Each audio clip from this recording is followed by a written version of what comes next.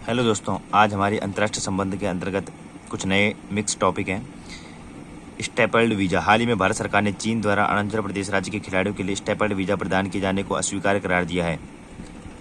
ज्ञातव्य है कि स्टेपल्ड वीज़ा कागज का एक बिना मोहर या स्टैंप का लगा एक टुकड़ा होता है जो पासपोर्ट के एक पृष्ठ पर पिन या स्टेपल द्वारा जुड़ा होता है। इसे इच्छानुसार फाड़ा या अलग किया जा सकता है या नियमित वीज़ा से अलग है। इसे जारी करने वाले प्राधिकारी द्वारा पासपोर्ट पर चिपकाया जाता है, मुहर लगाई जाती है। चीन द्वारा पूर्व में अरुणाचल प्रदेश और जम्मू कश्मीर के भारतीय नागरिकों को स्टेपल वीज़ा जारी किया गया। चीन का दावा है कि यह वीज़ा वैध दस्तावेज है, लेकिन भारत लगातार विरोध करता रहा है। पासपोर्ट और वीज़ा अपने धारकों को अंतर्राष्ट्रीय सीमाओं के पार स्वतंत्र रूप से कानूनी सुरक्षा के तहत यात्रा करने का अधिकार देता है। चीन मैकमोहन रेखा की कानूनी स्थिति को चुनौती देता है, जो तिब्बत और ब्रिटिश भारत के बीच की सीमा रेखा को वर्ष 1914 के शिमला सम्मेलन में ग्रेट ब्रिटेन, चीन और तिब्बत के बीच समझौते पर स्थित सहमति व्यक्त की गई थी। चीनी अरुणाचल प्रदेश के लगभग 90,000 वर्ग किलोमीटर क्षेत्र पर अपना दावा करता है। यह इस क्षेत्र को चीनी भाषा में जंगनान कहता है। इसे चीन बार बार दक्षिणी तिब्बत का संदर्भ देता है। दूसरा, इकोवास। हाल ही में नाइजर तख्ता प्लाट में हस्तक्षेप के कारण पश्चिमी अफ्रीकी राज्यों के आर्थिक समुदाय चर्चा में रहा। गौरतलब है कि 15 पश्चिमी अफ्रीकी देशों के राष्ट्राध्यक्षों और शासनाध्यक्षों ने 28 मई 1975 को नाइजीरिया के लागोस में इकोवास संधि पर हस्ताक्षर करके पश्चिमी अफ्रीकी राज्यों के आर्थिक समुदाय की स्थापना की। वर्ष 2050 तक इकोवास का मुख्यालय अबूजा, नाइजीरिया में रहेगा। यह क्षेत्र लोकतंत्र, कानून के शासन और सुशासन के सिद्धांत के अनुसार शासित होता है। इकोवास के 15 सदस्य हैं: Benin, Burkina Faso, Cape Verde, Cote de Ivoire, Gambia, Ghana, Guinea Bissau, Liberia, Mali, Niger, Nigeria, Sierra Leone, Senegal और टोगो। इकोवास सदस्य देशों की समानता, आत्मनिर्भरता, एकजुटता और सामूहिक उत्तरदायित्व के लिए एक दूसरे से जुड़े हुए हैं।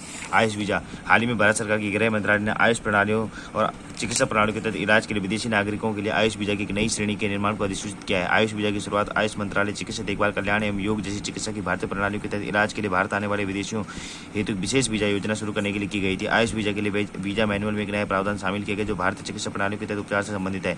तदनुसार वीजा मैनुअल 2019 के विभिन्न अध्याय में आवश्यक संशोधन किए गए हैं।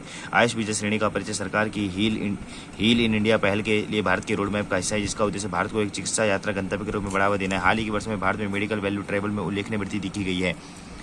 आयुष एक शब्द है जिसका उपयोग भारत में चिकित्सा की पारंपरिक प्रणालियों और समग्र कल्याण प्रथाओं को संदर्भित करने के लिए किया जाता है। इसका अर्थ आयुर्वेद, योग और प्राकृतिक चिकित्सा, यूनानी सिद्धि और होम्योपैथी से है। मेडिकल टूरिज्म से तात्पर्य चिकित्सा उपचार और स्वास्थ्य सेवाएं प्राप्त करने के लिए दूसरे देश की यात्रा करना है। मेडिकल टूरिज्म एसोसिएशन द्वारा वर्ष 2020-21 के लिए मेडिकल टूरिज्म इंडेक्स में दुनिया के 46 गंतव्यों में से भारत को 10वां स्थान दिया गया था। भारत और त्रिनिदाद और टोबैगो के मध्य समझौता ज्ञापन। हाल ही में भारत ने इंडिया स्टैक साझा करने के लिए त्रिनिदाद और टोबैगो के साथ समझौता ज्ञापन पर हस्ताक्षर किए हैं। गौरतलब है कि भारत ने पहले Papua New Guinea, Armenia, Sierra Leone, Suriname, Antigua और बारबुडा जैसे देशों के साथ इंडिया स्टैक साझा करने के लिए समझौता ज्ञापन पर हस्ताक्षर किए हैं। ज्ञातव्य है कि इंडिया स्टैक एक एप्लीकेशन प्रोग्रामिंग इंटरफेस का एक सेट है जो सरकारी व्यवसाय, स्टार्टअप और डेवलपर्स को एक अद्वितीय डिजिटल इंफ्रास्ट्रक्चर का प्रयोग करने की अनुमति देता है। एक प्रकार का सेट है जो विभिन्न प्रकार के स्टार्टअप्स, डेवलपर्स को डिजिटल इंफ्रास्ट्रक्चर का उपयोग करने की अनुमति देता है। इंडिया स्टैक का लक्ष्य पहचान, सत्यापन, डेटा विनिमय और डिजिटल भुगतान प्रणाली को सुनिश्चित करना है। इंडिया स्टैक के प्रमुख घटकों में आधार, अद्वितीय बायोमेट्रिक आधारित पहचान प्रणाली, तत्कालीन डिजिटल भुगतान के यूनिफाइड पेमेंट सिस्टम है।